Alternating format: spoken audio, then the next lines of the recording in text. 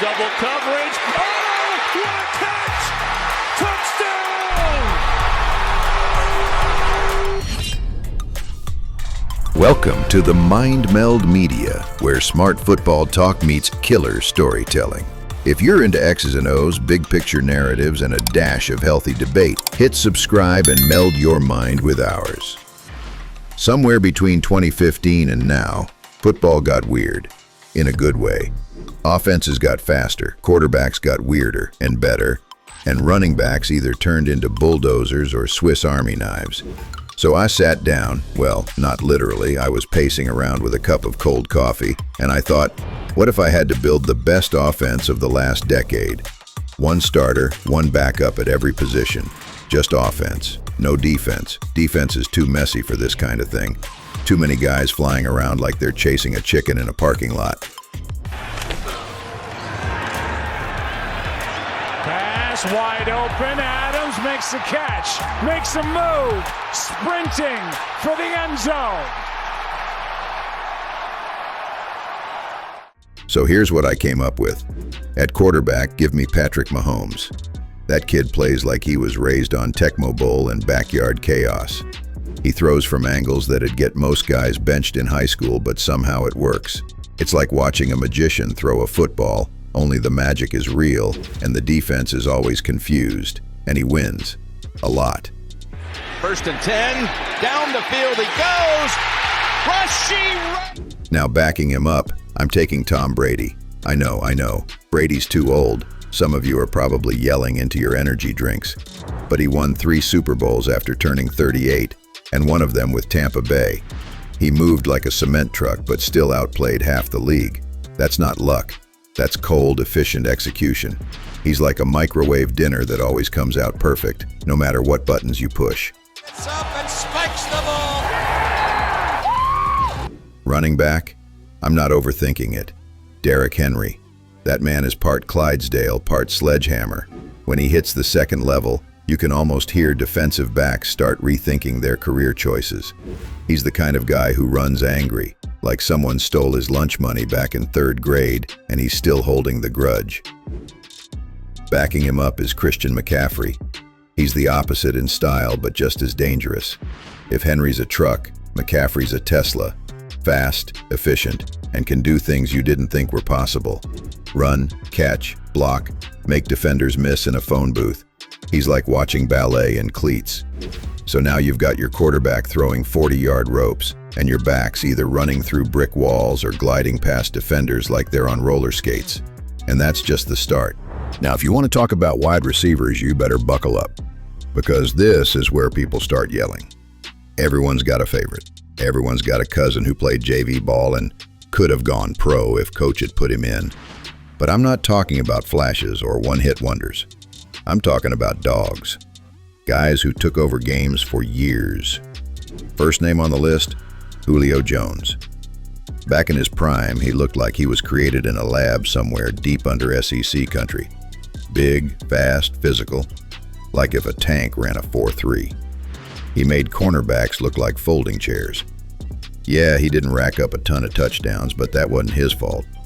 Falcons ran more red zone fades than a middle school Madden player. What Julio did between the 20s was criminal. 300-yard games, toe drags, jump balls.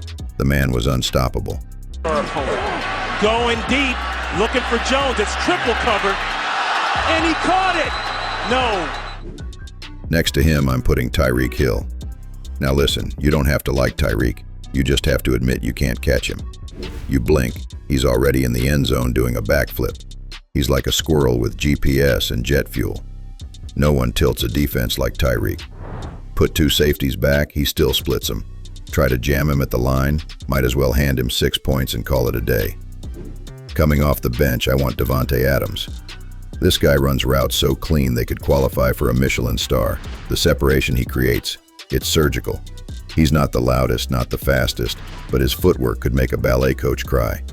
Give him a decent quarterback and a half-decent game plan, and he'll eat your defense alive. And yeah, here comes the controversial one. Michael Thomas. That's right, slant boy himself. Go ahead, yell. I'll wait. The memes, the injuries, the Twitter beefs, I've heard it all. But in 2019, the man caught 149 passes. That's not a typo. That's a wide receiver going full grocery store coupon mode. Buy one route, get 6 catches free. Sure, they were slants. You know what else they were? First downs. Productive is productive, and if you're moving the chains 10 yards at a time, you're doing your job. Now let's talk tight ends. First up, Travis Kelce. He's the gold standard, a wide receiver in a tight end's body. Terrific last week to the pylon. That is a kick. He's basically your annoying big brother who always gets open, always knows where the soft spot in the zone is, and somehow gets more dangerous when the lights get brighter. Mahomes trusts him like a dog trusts bacon. Behind him, I'm taking George Kittle. Now Kittle, that guy plays like a golden retriever that just got let loose in a meat locker. He blocks like it's personal, catches everything, and celebrates like he's got Red Bull in his blood. He's not just a tight end, he's a mindset, a lifestyle, a chaos agent that happens to wear a helmet. Nobody talks about the offensive line until the quarterback's on the ground or the run game's stuck in reverse. But if you want to build a real offense, the kind that wins cold weather playoff games, you start up front. These aren't highlight guys, they're the lunch pail types, the ones who make the highlight possible. At left tackle, I'm taking Trent Williams. He's not just blocking you, he's taking your soul. Quick feet, violent hands, and somehow manages to pull like a guard and flatten people for fun. When Trent gets rolling downhill, it's not a block, it's a demolition. Backing him up is Tyron Smith.